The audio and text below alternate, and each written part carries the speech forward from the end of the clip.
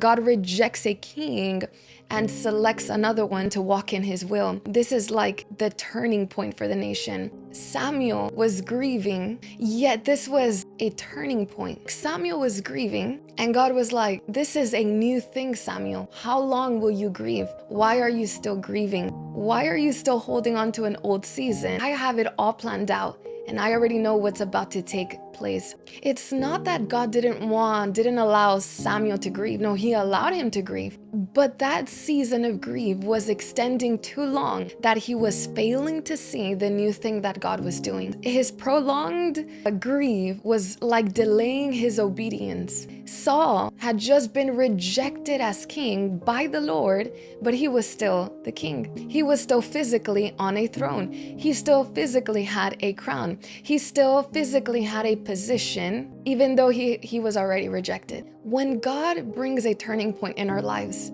it's going to be something that we sense spiritually, and you will sense that something is ending. Something is coming to an end. The book of Ecclesiastes, it says, Solomon was saying it's not wise to think about the past.